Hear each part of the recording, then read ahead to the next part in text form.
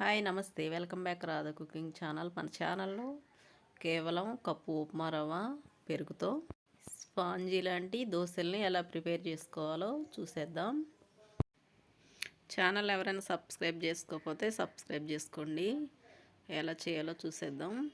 Cup upma రవ్వ, బొంబాయి రవ్వ, సుజీ అంటారు. ఒక కప్పు తీసుకోవాలి. ఒక అరకప్పు పెరుగు తీసుకోవాలి. ఇప్పుడు బౌల్ ఒకటి తీసుకొని అందులో కప్పు ఉప్మా రవ్వ వేసేసుకోవాలి. ఇందులో పెరుగు వేసుకోవాలి. ఉదయాన్నే టిఫిన్ ఏమీ లేనప్పుడు ఇలా ట్రై చేయండి. ఇది ఒకసారి కలుపుకొని మనం ఏ కప్పుతో ఉప్మా రవ్వ తీసుకుంటామో సేమ్ అదే కప్పుతో హాఫ్ కప్పు పెరుగు వేసుకోవాలి. హాఫ్ కప్పు వాటర్ వేసుకోవాలి. కరెక్ట్గా సరిపోతాయి. ఈ విధంగా వీటిలన్నిటిని కలుపుకొని ప్లేట్ పెట్టేసుకొని ఒక్క నిమిషం పక్కన పెట్టుకోవాలి. వాటర్ని పెరుగుని రవ్వ పీల్చుకుంటుంది. ఇప్పుడు కొంతసేపు నా తర్వాత తీసి చూపిస్తున్నా. ఇది మిక్సీ పట్టుకోవాలి.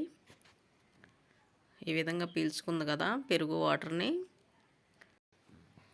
ఇప్పుడు ఇందులో వేసుకొని మెత్తగా పట్టుకోవాలి.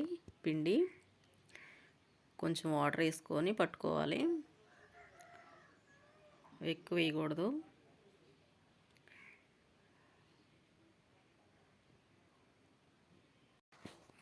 ఈ విధంగా పట్టుకోవాలి. ఇది గిన్నెలో వేసేసుకుందాం.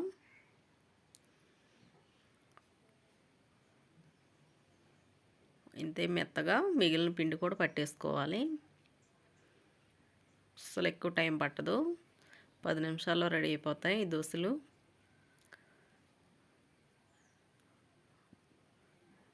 ఉన్న పిండి కూడా పట్టి వేసేస్తున్నాం.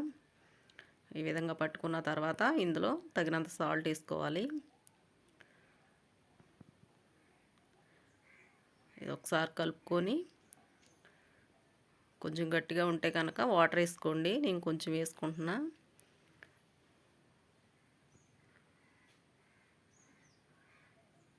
వాటర్ వేసి ఇది ఒకసారి కలుపుకోవాలి.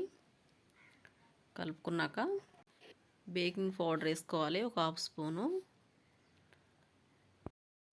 దోశలు గట్టిగా రాకుండా స్పాంజీ లాగా రావాలంటే బేకింగ్ పౌడర్ వేసుకోవాలి.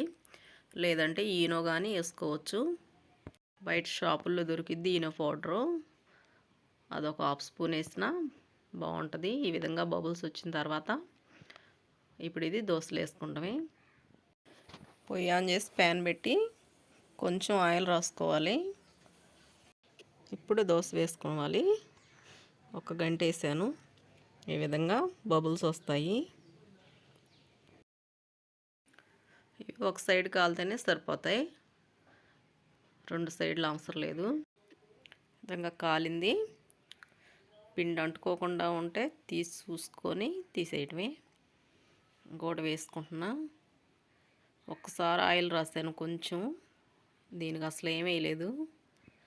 అయినా మనకి ప్యాన్కి అతుక్కోకుండా వచ్చేస్తుంది దోశ. పైన మూత పెట్టి చూపిస్తున్నా.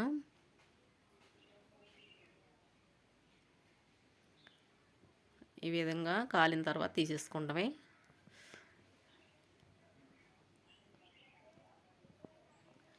టిఫిన్ వేయటం మర్చిపోయినా కానీ ఎప్పుడన్నా అలాంటి టైంలో ఉప్మా రవ్వతో ట్రై చేసి చూడండి.